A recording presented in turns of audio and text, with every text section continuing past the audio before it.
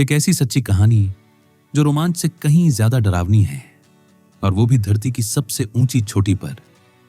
यह सिर्फ एक पर्वतारोहण नहीं था, ये एक जिंदा रहने की लड़ाई थी, जहां एक छोटी सी गलती मौत में बदल सकती थी और जहां हर सांस की कीमत थी। इनटू थिन एयर सिर्फ बर्फ, तूफान और एवरेस्ट की कहानी नहीं है। ये इंसानी जज्बे, लालच और पछतावे की कहानी है। क्या आप तैयार हैं दुनिया की सबसे खतरनाक यात्रा पर चलने के लिए? इनटू थिन एयर, एक सच्ची एवरेस्ट ट्रेजेडी की कहानी। इंट्रोडक्शन। क्या आपने कभी सोचा है कि दुनिया की सबसे ऊंची चोटी माउंट एवरेस्ट तक पहुंचना कैसा होता होगा? ऊपर से देखने में ये एक सपने जैसा लगता है, लेकिन हकीकत कहीं ज्यादा बेरहम है। ये कोई फिल्मी चढ़ाई नहीं होती। यहां हर चौथा इंसान जो चढ़ने जाता है लौट कर नहीं आता। इनटू थिन एयर, ये सिर्फ एक किताब नहीं बल्कि जॉन क्राकॉवर की अपनी जिंदगी की सबसे खौफनाक और सच्ची कहानी है। 1996 के एवरेस्ट अभियान में जॉन खुद एक खतरनाक बर्फीले तूफान में फंस गए थे। वो बच गए, लेकिन 8 लोग हमेशा के लिए बर्फ में दब गए। इस किताब में जॉन उस दर्द, उस डर और उन बहादुरियों का जिक्र करते हैं जो उन्होंने अपनी आंखों से देखी। वो एक पत्रकार के तौर पर गए थे आउटलुक मैगजीन के लिए रिपोर्टिंग करने, पर जो कुछ हुआ उसने उनकी जिंदगी ही बदल दी।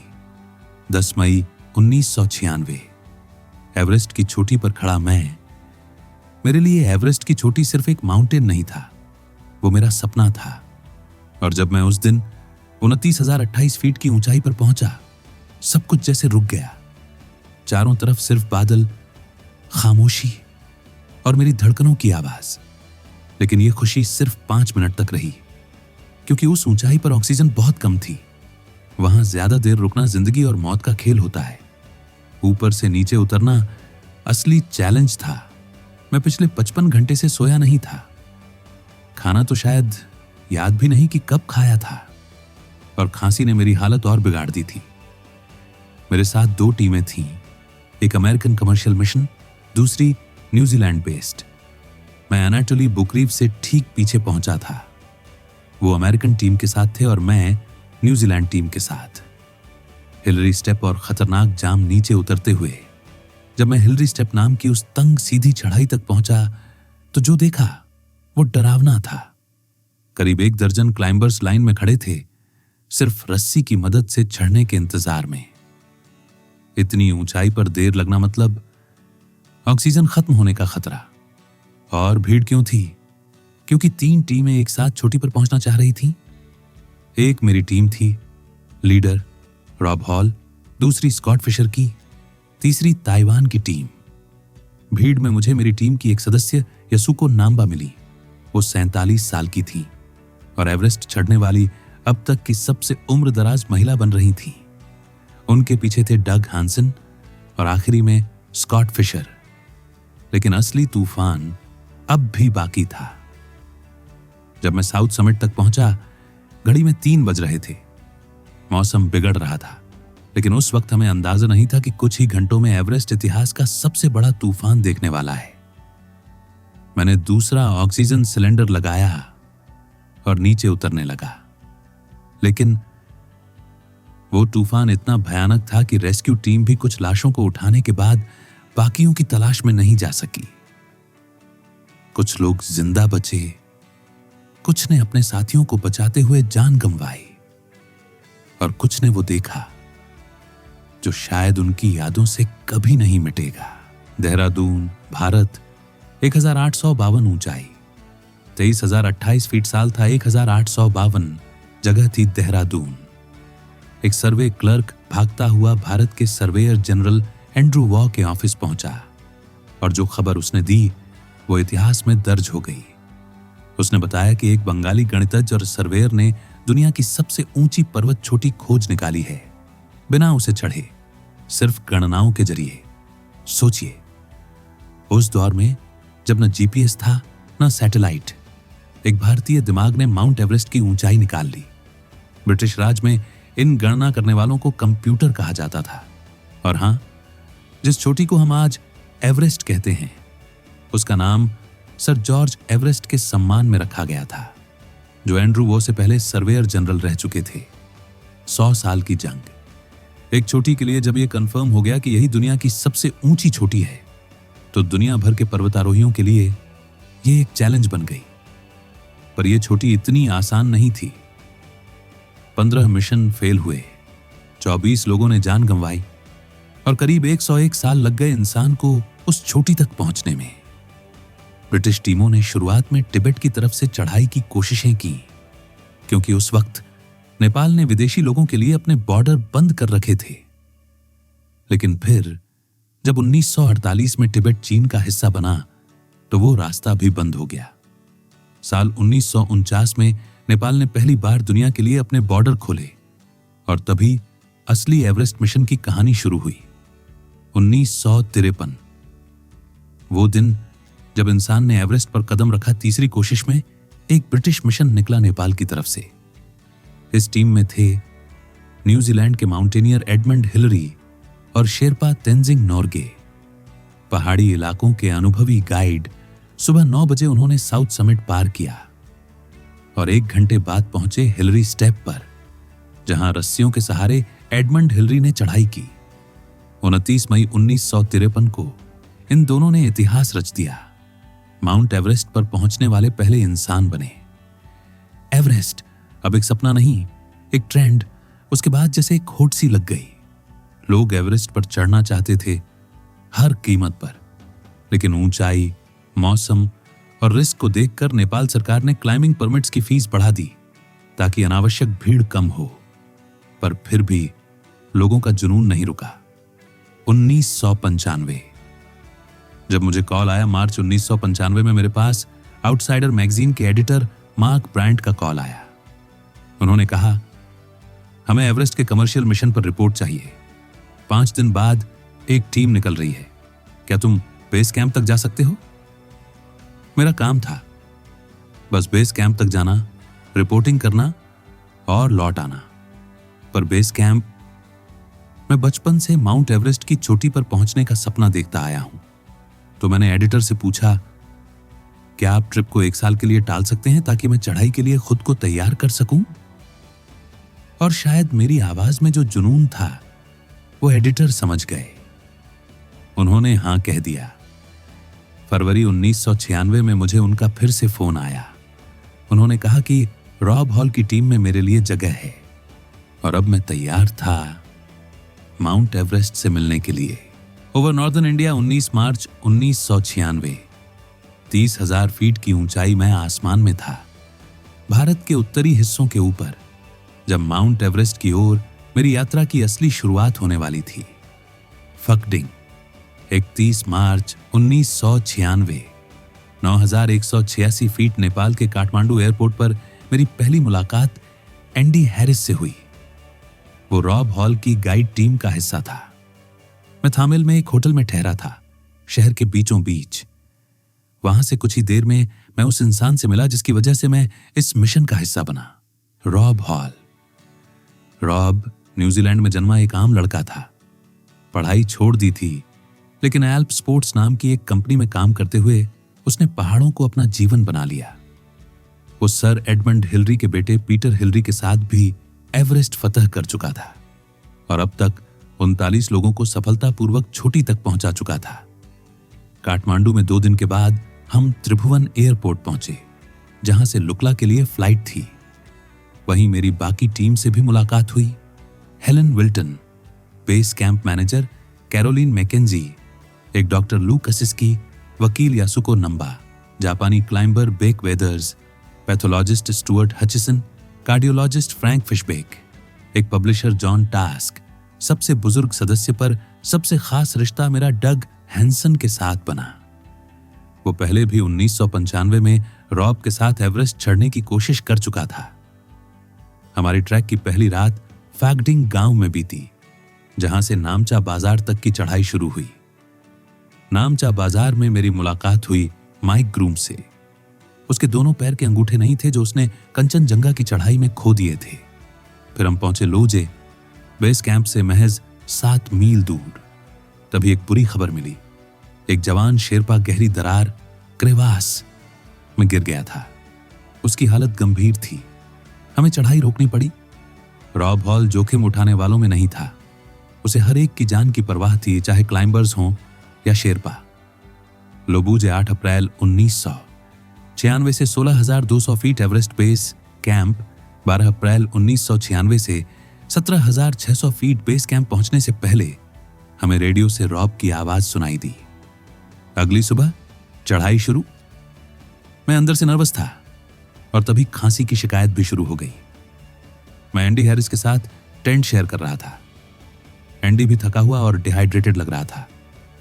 हेलन ने उसे रुकने को कहा, लेकिन वो जिद्दी था। मैं बेस कैंप के साथ ही जाऊंगा। हम सब ने अपनी गति से चढ़ाई शुरू की और बेस कैंप पहुंचे। यहां की रातें घुटन से भरी। मैं रात में अक्सर हड़बड़ा कर उठ जाता था। ऐसा लगता था जैसे सांस ही नहीं आ रही। डग हैंसन के लिए यह एवरेस्ट की दूसरी कोशिश थी। पहली बार टॉप से बस 330 फीट नीचे रॉब ने उसे लौटाया था, सेफ्टी के लिए, क्योंकि टर्न अराउंड टाइम दोपहर 2 बजे होता है। मुझ में बाकी लोगों की तुलना में हाई ऑल्टीट्यूड का अनुभव कम था। फिर भी रॉब हॉल ने मुझ पर भरोसा जताया। कहा, 3 बार ऊपर चढ़ाई के बाद तुम्हारा शरीर इस ऊंचाई को अपना लेगा। टीम में कुल 26 लोग थे, शेरपा मिलाकर। प्लान था कि हम ऊपर की तरफ 4 कैंप बनाकर धीरे धीरे आगे बढ़ेंगे। खुम्बू ग्लेशियर और आइसफॉल। 13 अप्रैल सुबह 4:45 पर अब सामने था खतरनाक खुम्बू ग्लेशियर। इसमें जगह जगह क्रेवास, गहरी जानलेवा दरारें और उसके ऊपर रखी अस्थिर सीढ़ियां। मेरे दिल की धड़कन इतनी तेज थी कि खुद सुनाई दे रही थी। 8:30 मैं आइसफॉल के टॉप पर था। रॉब पहले ही कह चुका था, 10 बजे से ज्यादा नहीं रुकना, वरना दोपहर की धूप आइस को अस्थिर बना देती है। खुशी की बात यह रही कि सभी समय पर पहुंच गए। मैं अपने टेंट में सोने चला गया। तभी हेलन की आवाज आई, लिंडा कॉल कर रही है। सैटेलाइट फोन पर मेरी वाइफ लिंडा से बात हुई। वो कभी खुद भी एक क्लाइंबर रही थी, लेकिन चोट के कारण पीछे हटना पड़ा। एयरपोर्ट पर जब उसने मुझे विदा किया था तो उसकी आंखों में डर था। उसने कहा था, अगर तुम नहीं लौटे तो मैं अधूरी रह जाऊंगी। मैंने जवाब दिया था, डर मत, मैं वापस जरूर आऊंगा। 13 अप्रैल 1996। कैंप 1। 19,500 फीट तो ऐसे थे जिन्होंने कभी किसी पहाड़ पर पैर भी नहीं रखा था। मैं खुद को बहुत एक्सपर्ट नहीं मानता, लेकिन इस भीड़ में मैं ऐसे कई चेहरों को देख चुका था जो जैसे किसी ख्वाब की दुनिया में थे। कुछ की किस्मत ने साथ दिया और वो शिखर तक पहुंच गए, और कुछ उस ऊंचाई तक पहुंचने से पहले ही थम गए। 13 अप्रैल की सुबह हम एक बार फिर से कैंप 1 की ओर बढ़े। इस बार ताइवानी ग्रुप भी वहां पहुंच चुका था। बाहर से देखने में तो वो प्रोफेशनल लग रहे थे, लेकिन ग्लेशियर पार करने के लिए जिन टेक्निकल स्किल्स की जरूरत होती है, उनकी उन्हें खास जानकारी नहीं थी। हमारे मन में डर था, अगर ये लोग बर्फीले तूफान में फंस गए तो उन्हें बचाने की जिम्मेदारी भी हम पर ही आएगी।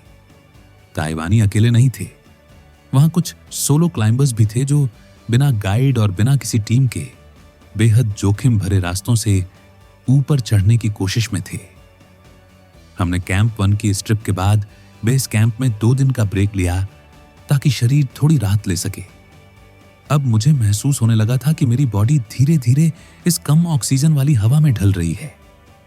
जब हम कैंप 1 की मुख्य साइट पर पहुंचे, मेरी मुलाकात एंग दोर्जे नाम के एक दमदार शेरपा से हुई। वो जमी हुई बर्फ पर टेंट गाड़ने की कोशिश कर रहा था। मैंने उसकी मदद की, लेकिन कुछ ही देर में मेरी सांसें फूलने लगीं। बाकी शेरपा हंसते हुए बोले, ये तो बस शुरुआत है, ऊपर जब असली पतली हवा मिलेगी तब देखना क्या हाल होगा। जैसे जैसे हम कैंप 2 की ओर बढ़े, ठंड और हवा की तीव्रता बढ़ती गई। तापमान जमाव बिंदु से नीचे जा चुका था और रास्ता धुंध में डूबा हुआ था। तभी हमारे सामने नीले प्लास्टिक में लिपटी कोई चीज दिखी। मैंने गौर से देखा और ठिठक गया। वो एक लाश थी, बर्फ में जमी हुई एक शांत देह। रात में जब मैंने रॉब हॉल से इसके बारे में पूछा तो उसने बताया, वो एक शेरपा था जो 3 साल पहले इस पहाड़ पर जान गंवा बैठा था। अगले दिन जब मैं थोड़ा टहलने निकला तो मुझे एक और लाश दिखी। ये वो शरीर थे जो 10 सालों से ज्यादा समय से इस बर्फीले साम्राज्य में उसी हालत में पड़े थे। 22 अप्रैल को हम कैंप 2 से वापस बेस कैंप लौट आए।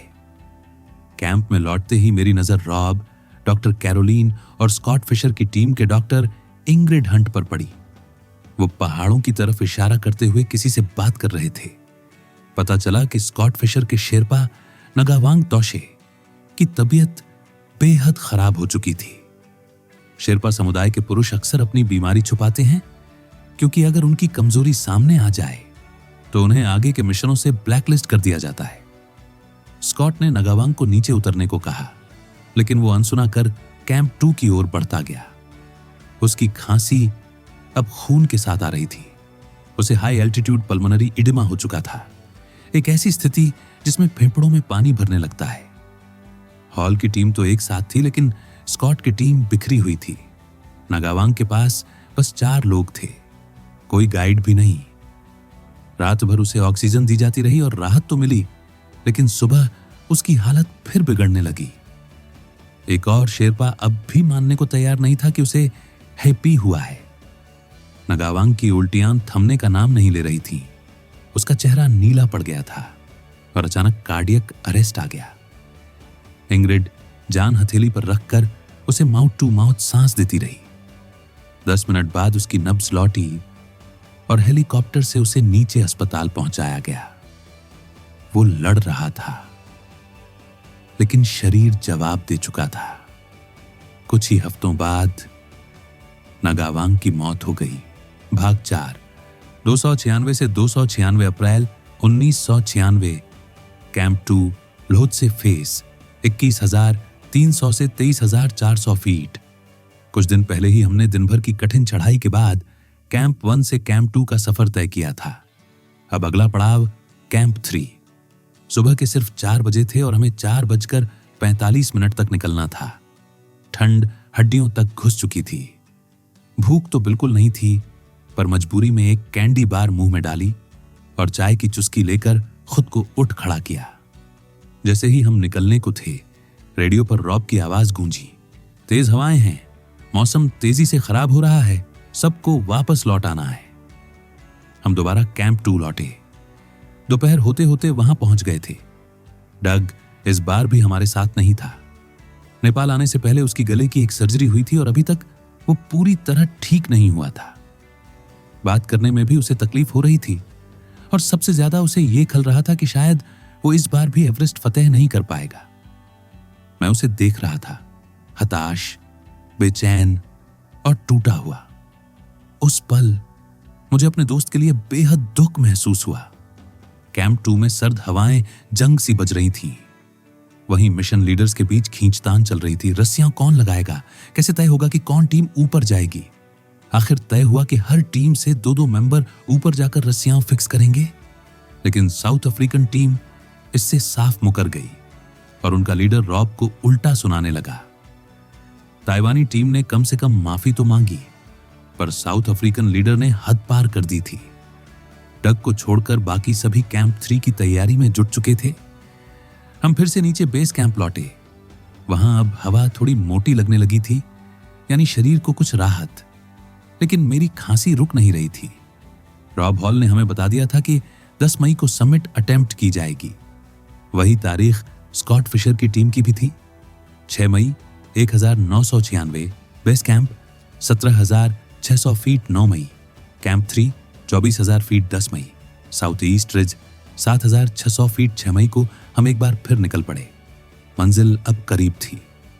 कैंप 2 पर स्कॉट फिशर अपने गाइड अनातोली बुकरीव को इंस्ट्रक्शन दे रहा था, ग्रुप के साथ रहो, सबका ख्याल रखो।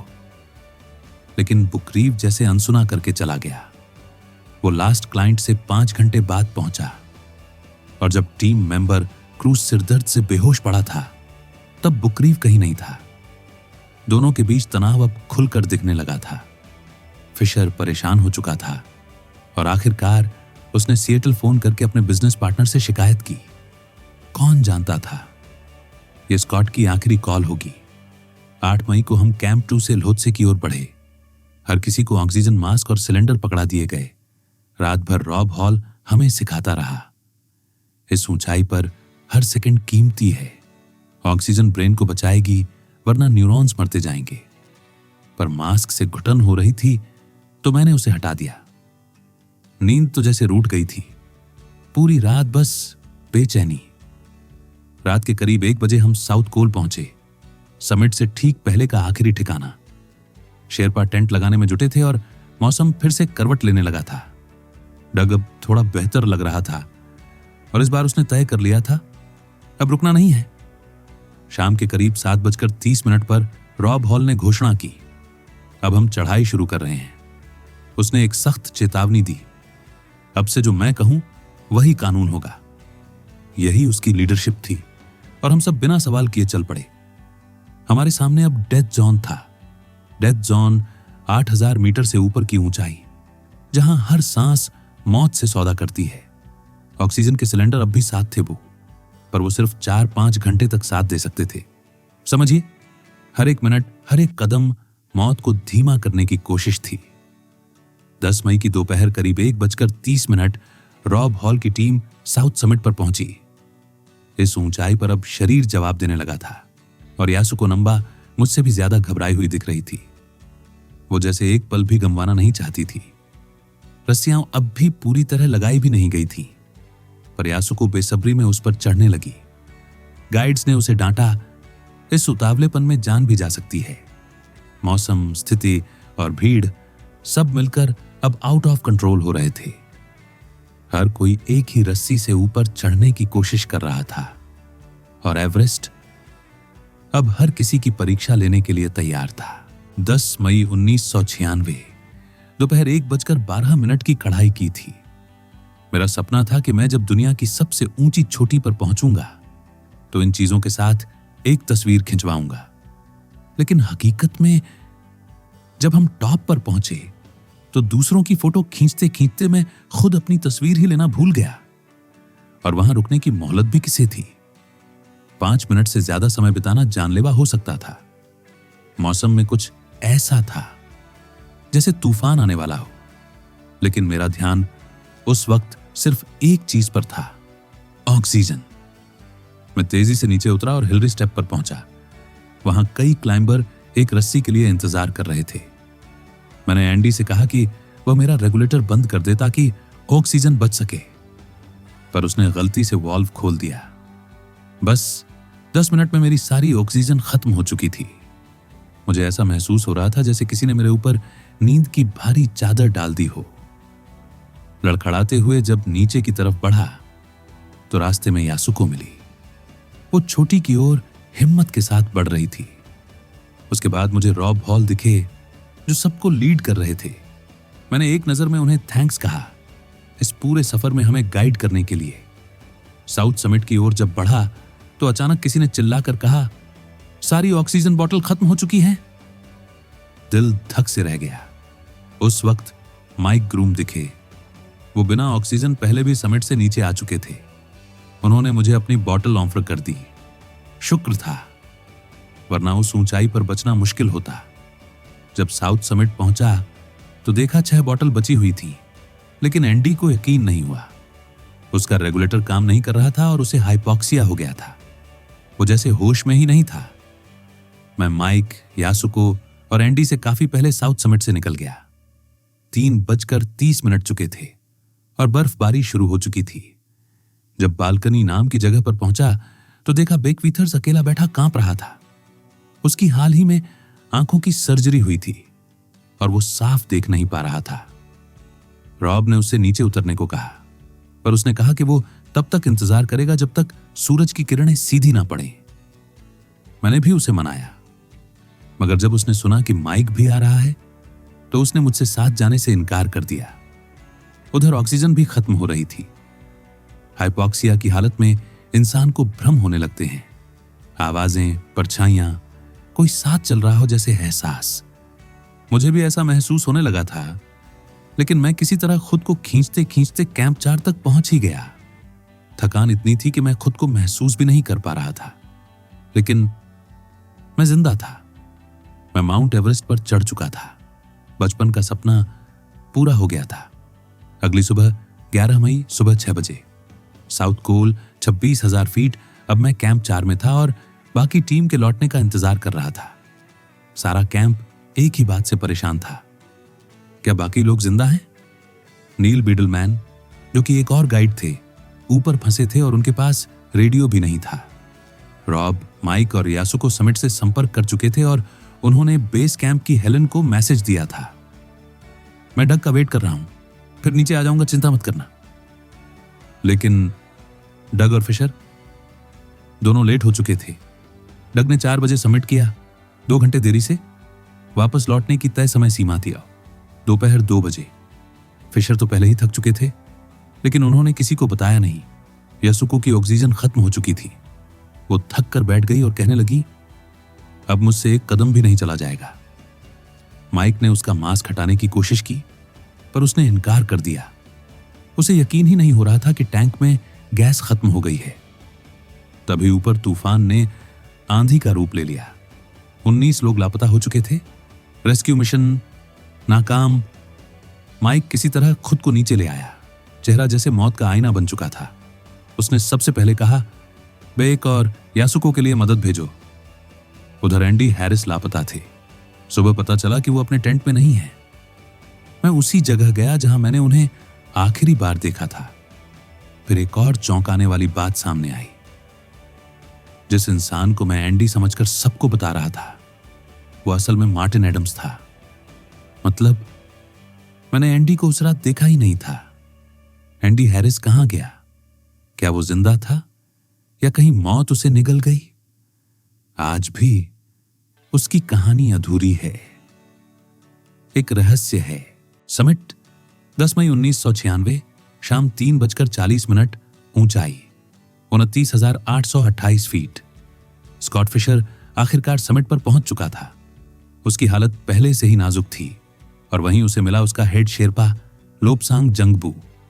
लोपसांग ने चाय दी और स्कॉट ने मास्क हटा दिया।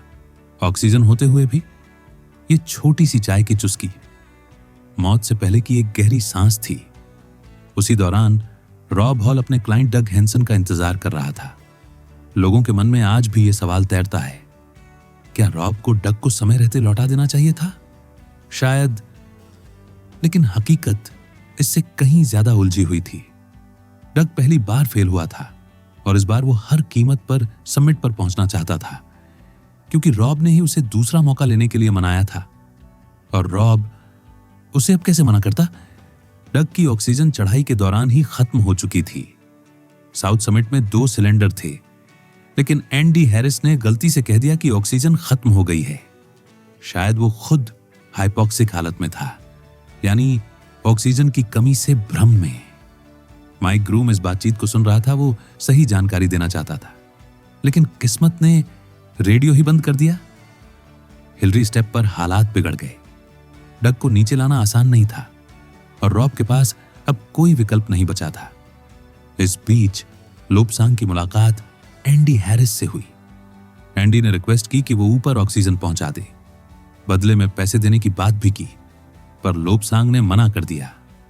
उसके कंधों पर अपनी टीम की जिम्मेदारी थी। लेकिन एंडी, वो लौटा नहीं। उसने नीचे उतरने के बजाय रॉब और डग की मदद करने का फैसला लिया। यह फैसला उसकी आखिरी बहादुरी थी। उधर स्कॉट की हालत बेहद खराब थी। वो बड़बड़ाने लगा था। हद तो तब हुई जब वो चिल्लाने लगा कि मैं नीचे कूद रहा हूं। लोपसांग ने उसे जैसे तैसे बचाया, रस्सी से बांधा और फिर दोनों ने नीचे उतरना शुरू किया। रास्ते में उन्हें मिला मकालू गांव, जो अब हिल भी नहीं पा रहा था। लोपसांग ने स्कॉट को उठाने की कोशिश की, लेकिन वो बहुत भारी था। मजबूर होकर वो अकेला नीचे गया मदद लाने। अगली सुबह 11 मई 1996 4:43 पर रॉब हॉल साउथ समिट पर पहुंच चुका था। अकेला। न डग था न एंडी। रेडियो पर बेस कैंप से बात करते हुए वो अजीब सी बातें कर रहा था। बार बार पूछ रहा था, मेरे क्लाइंट्स कहां हैं? उसे झूठ बोलना पड़ा। डॉक्टर ने कहा, एंडी बेस कैंप में है। रॉब ने बस इतना कहा, डग जा चुका है। डग की बॉडी कभी नहीं मिली। शायद वो साउथ वेस्ट फेस से नीचे गिर गया। एंडी का क्या हुआ, ये आज भी रहस्य है। सुबह करीब 9 बजे रॉब ने आखिरकार अपने मास्क से बर्फ हटाई। 16 घंटे बिना गैस के लगभग 28,700 फीट की ऊंचाई पर इंसान की हद से परे एक संघर्ष। 9:30 कुछ शेरपा ऑक्सीजन और चाय लेकर पहुंचे। 3 और शेरपा स्कॉट और गांव को बचाने निकल चुके थे। गांव को बचा लिया गया, लेकिन स्कॉट की सांसें अब सिर्फ नाम मात्र की थीं। शेरपा समझ गए शायद अब बहुत देर हो चुकी है। उधर रॉब की हालत और बिगड़ रही थी। उसके दोस्त रेडियो पर उसे समझा रहे थे, थोड़ा हिम्मत करो, नीचे उतरने की कोशिश करो। लेकिन उसने जो जवाब दिया वो दिल तोड़ देने वाला था। अगर मैं चल सकता तो 6 घंटे पहले ही नीचे उतर गया होता। शाम 6:20 पर रॉब ने आखिरी बार अपनी पत्नी से बात की। उसने थोड़ी बर्फ खाई, उसका मुंह सूख चुका था और फिर बस कहा, मैं तुमसे बहुत प्यार करता हूं, चिंता मत करो, सो जाओ। ये कॉल उनकी आखिरी बातचीत थी। इसके बाद कई बार रॉब को कॉल किया गया, लेकिन कोई जवाब नहीं आया। कुछ घंटों बाद वो ताजा गिरी बर्फ पर मृत पाया गया।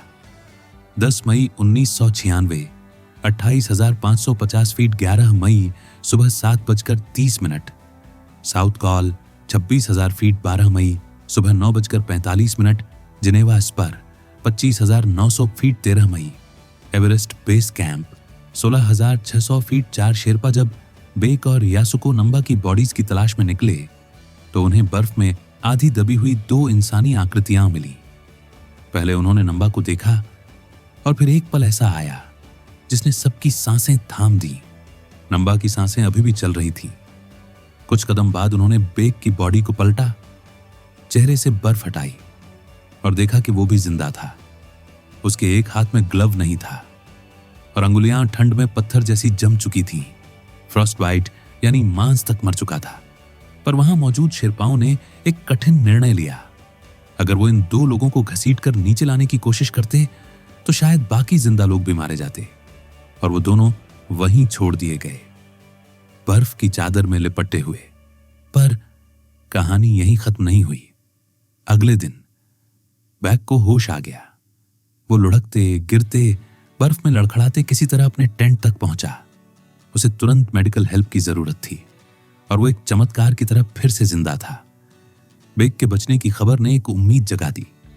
एक और रेस्क्यू टीम स्कॉट फिशर के लिए भेजी गई, लेकिन जब वो पहुंचे तब तक स्कॉट का ऑक्सीजन सिलेंडर खाली हो चुका था और वो दुनिया को अलविदा कह चुका था। जो बाकी लोग बचे थे वो किसी तरह कैंप 2 तक वापस लौट आए, जहां डॉक्टर इंतजार कर रहे थे।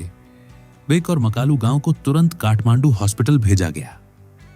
13 मई को जब मैं खुद बेस कैंप पहुंचा तो मुझे लगा मैं खुद को नहीं संभाल पाऊंगा। अपने दोस्तों की याद में मैं बच्चों की तरह रो पड़ा। कितने खो गए थे, कितने अब कभी नहीं लौटेंगे। जब मैं काठमांडू एयरपोर्ट पर पहुंचा तो मेरी मुलाकात यासुको नंबा के पति और भाई से हुई। वो मुझसे कुछ जानना चाहते थे, कुछ उम्मीद थी उनकी आंखों में, पर मेरे पास जवाब नहीं थे, केवल एक भारी चिन्ह मोह था। 19 मई को मैं अपने घर लौटा। एयरपोर्ट पर डग हेंसन की पार्टनर और उनके 2 बच्चों से मिला। मैंने डग की कुछ चीजें उन्हें दी। वो पल हमेशा मेरे दिल में रहेगा। रॉब हॉल की टीम के 6 में से सिर्फ 2 लोग जिंदा लौटे। आज भी मुझे यह अफसोस सताता है कि शायद एंडी की मौत में कहीं ना कहीं मेरा भी हाथ था। नंबा जब बर्फ में पड़ी हुई जिंदगी और मौत से लड़ रही थी, मैं उससे सिर्फ 350 यार्ड दूर था, अपने टेंट में, और मैं कुछ नहीं कर सका। कई महीनों तक मैं डिप्रेशन में रहा। हर रात यही ख्याल आता कि मैं कुछ कर सकता था, किसी को बचा सकता था, पर नहीं कर पाया। अब मैं पूरे यकीन से कह सकता हूं, चोटी तक चढ़ना मुश्किल है, लेकिन वहां से जिंदा लौटना उससे भी कहीं ज्यादा मुश्किल। लिखी गई एक पर्सनल रिपोर्टिंग पर आधारित है, माउंट एवरेस्ट पर हुए उस भीषण हादसे की, जिसमें लेखक खुद भी मौजूद थे और मौत को करीब से देखा था। आपने पढ़ा कैसे रॉब हॉल और स्कॉट फिशर जैसे अनुभवी गाइड्स ने अपनी जान की बाजी लगाकर अपने क्लाइंट्स को समिट तक पहुंचाने की कोशिश की। कैसे कुछ लोग दूसरों के लिए अपनी जान कुर्बान करने को तैयार हो गए और कैसे मौत की इस लड़ाई में कुछ जीत पाए और कुछ हमेशा के लिए खो गए।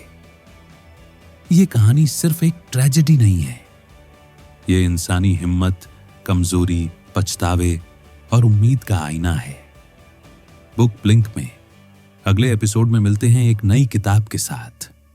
तब तक याद रखिए, कभी कभी सबसे बड़ी लड़ाई छोटी तक चढ़ने की नहीं होती, बल्कि वहां से सही सलामत वापस लौटने की होती है।